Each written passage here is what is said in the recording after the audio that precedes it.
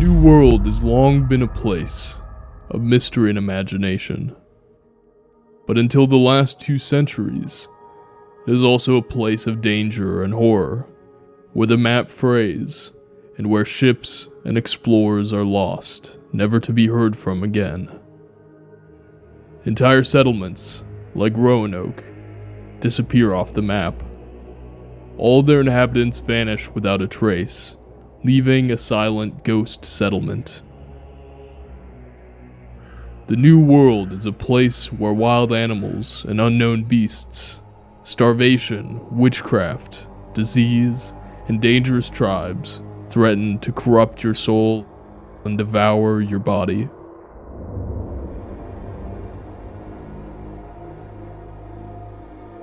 According to the saga of Eric the Red, an expeditionary group of Vikings led by Eric the Red first discover and then land on a bountiful land, rich with forests and rivers, and establish the settlement of Leifsbudir. They call this land Markland, or Vinland, but little did they know they were not the sole inhabitants of this new realm.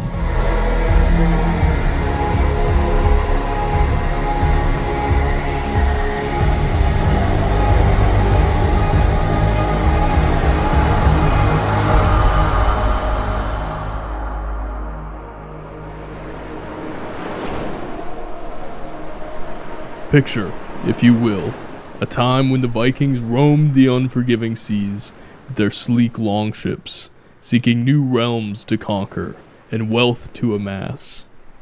In the year 985 AD, Eric the Red, a fearsome Norse chieftain, sailed westward, propelled by an insatiable thirst for exploration and adventure.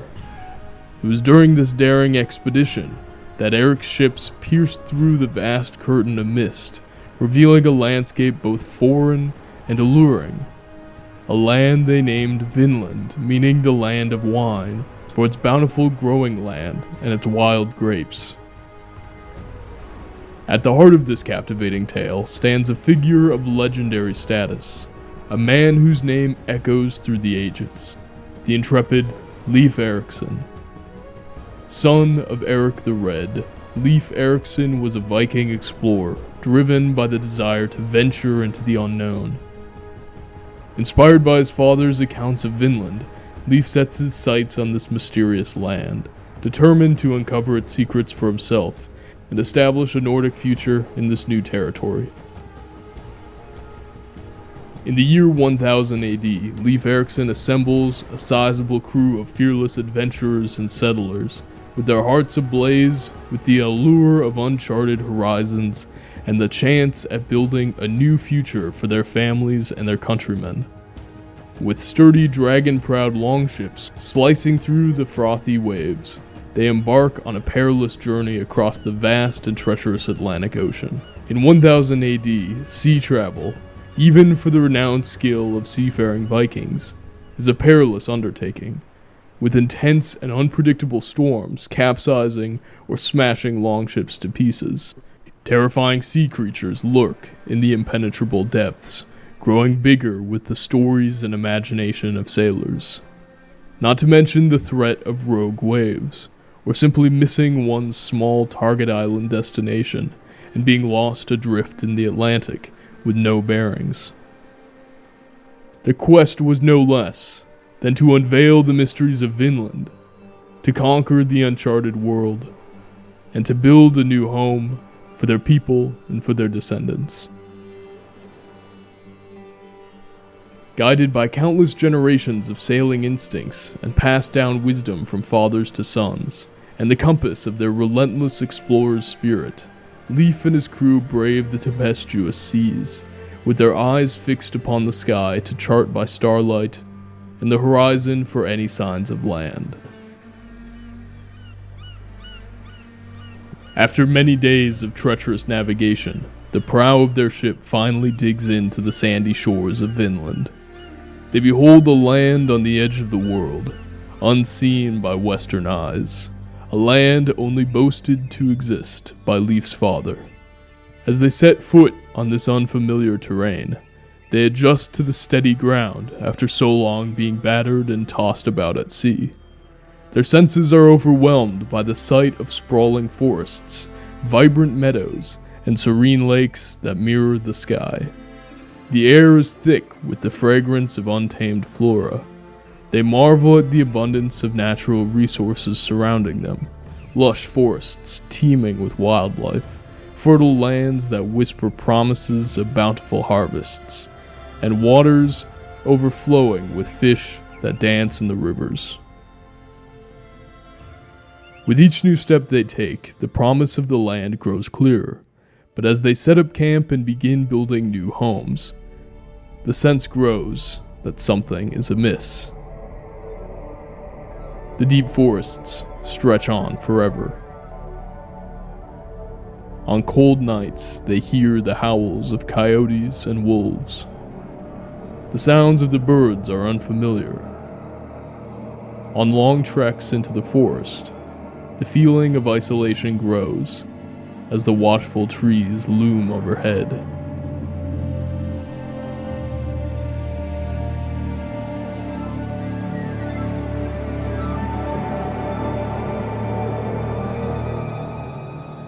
The Vikings erected dwellings upon their arrival, eager to establish a settlement and claim their newfound land.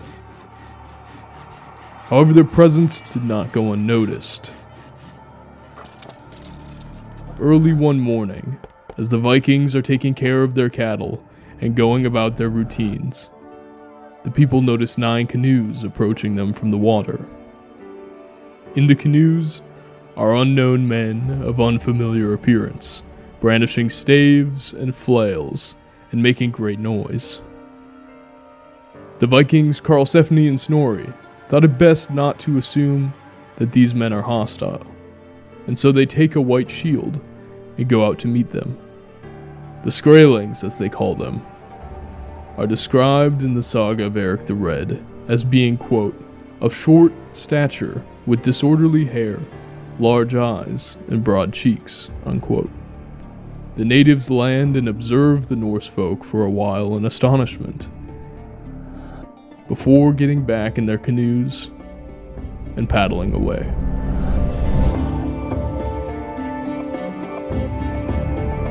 After this interaction, the Norse continue to dwell in their settlement through winter, knowing they're no longer alone. One day, in early spring, something strange in the distance is spotted. As the tiny objects grow closer, they see that it is a fleet of countless canoes. The natives have returned, and in numbers greater than they ever imagined. The Norse and the natives set up a market for trade and attempts at communicating. Both sagas highlight moments of successful trade and limited communication between the two groups. The Vikings exchange red cloth and dairy products for furs and skins offered by the Skraelings. The Skraelings seek to buy the swords and lances of the Vikings, but the leader of the Northmen refuses to trade any weaponry, seeing it as unwise to trade such good weapons to strangers. However, tensions rise once again when suddenly, a bull that the Vikings had brought rushes out of the wood and begins bellowing. The natives rush to their canoes and ride off. But 3 weeks later, coming up from where the natives had departed, the vast fleet of canoes returns, numbering far larger than even before. The Skraelings howl war cries and brandish staves as they leap out of their canoes in an assault. The saga describes the battle, stating, quote, "They launched a shower of arrows upon them, which flew mostly over their heads, but still they thought it prudent to take to their heels," unquote. The Vikings pick up their shields and weapons and charge head-on to engage the landing canoes in a fierce battle. The fighting is immediate and intense, and there are casualties on both sides. The sagas recount, quote, "A fierce battle ensued in which Thorvald Erickson, the brother of Leif Erickson, was killed," unquote. At first, the natives managed to drive the Vikings back and up the hills, where the Vikings find themselves backed into a corner against the crags. They rally together and make their stand. The woman Freydis comes out from her new home and jeers at the Viking men, saying that if she had a weapon, she could fight better than them. The men ignore her as she yells at them. The Vikings shift back to a fighting retreat, and while the Norse are retreating, a native man singles out Freydis. He breaks off from the fight and pursues her into the woods. She stumbles upon one of the dead young Vikings and picks up his sword. There she brandishes it and lets down her sark to beat her bare breast with the flat of the sword. She screams and manages to frighten the man off. By this time, the natives have been repelled. They return to their canoes and leave the settlement area. Despite being greatly outnumbered, the Vikings had managed to hold their ground on their newly claimed land, but at a painful cost. The battle marks a turning point in the Vikings' perception of the lands they had ventured into, as they realized the precarious nature of their presence, holding tightly onto the edge of a hostile new world, surrounded and vastly outnumbered by hostile tribes. However, as we flip through the accounts of history, another account emerges, one recorded in the saga of the Greenlanders. In this telling of the story, a more subtle but darker narrative unfolds, one of deception and of madness. This saga's account suggests that infighting may have done more to destroy the first chance at Norse settlement in North America than hostility from indigenous tribes. In this account, the woman Freydis, wife of Thorvald, instead of being a feisty and brave shield maiden-like figure, is said to have become envious towards her half-brothers Helgi and Finnbogi for their success. One night, she lies to her husband, claiming that her brothers struck her. She then accuses her husband Thorvald of being dishonorable and cowardly if he will not avenge his own wife. So Thorvald gathers his men, and they go to the other camp of Helgi and Finnbogi, where they tie up the men and women. Freydis demands the prisoners be killed, and so the men are slain. But Thorvald and his men refuse to slay the women. Freydis then asks them for an axe. She receives it and goes up to the remaining women, personally slaughtering them on the spot. She's pleased with her gruesome handiwork. To conceal her treachery and ensure her reputation remains intact, the perpetrators concoct a lie to say Helgi and Finnbogi's people chose to stay in Vinland. She threatens the surviving members of the expedition, forbidding them from speaking of the massacre, and demanding that they stick to the lie upon their return to Greenland. Eventually, the terrible lie gets revealed later in Greenland, but by this time the Norse expeditions to the New World have been critically sabotaged. Did the Norse ever return to Vinland after this? It's hard to say. Some claim that the evidence of runestones, such as one found in Minnesota, prove that there were Norse expeditions centuries later. But for colonies in Vinland, this would mark the end of the Norse frontier. One has to imagine what the world could have looked like if Norse expansion into North America would have continued and had been successful. What new sagas would have been written as Vikings set up new settlements and cities and battled with larger networks of tribes as they pushed south and west? Would new trade networks of resources, furs, and food have helped keep the Greenland colonies from dying out, and encouraged more men from Northwest Europe to travel along from Iceland to Greenland and on to Vinland in search of adventure and opportunity? How would a Norse-dominated frontier have looked different to a later English and French colonial frontier? We can imagine an East Coast dotted with medieval castles and fortifications in this alternate history, instead of the later colonial era architecture. The wars on the frontier would have been more evenly matched, with medieval weaponry against the natives versus the later dominance of gunpowder with rifles and cannons. But in our own history, this wouldn't be the end of Norse presence in North America.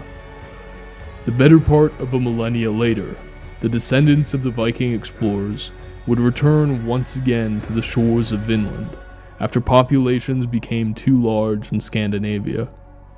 Norwegians and Swedes, alongside Germans and English, would return to the harsh, unsettled lands of the Midwest.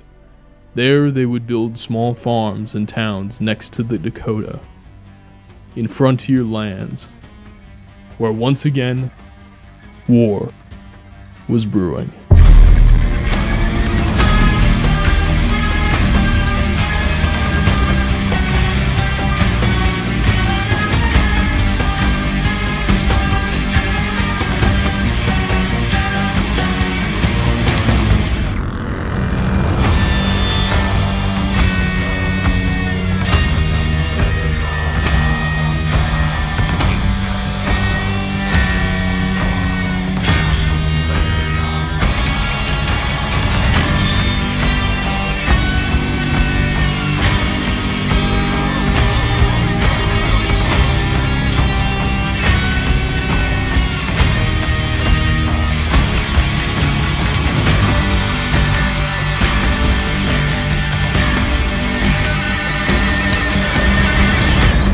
Before you go, I want to find out, what do you make of this incredible encounter between Vikings and Native Americans for the first time on the shores of North America, and the incredible legacy that that's left?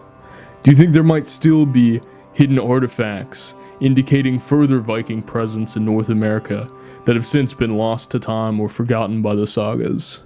And if you want to explore deeper into the saga of Eric the Red in particular, I have a full reading of it here on my channel. As well as that, I have some other videos covering topics related to this, such as what is the real history of berserkers, which you can check out here.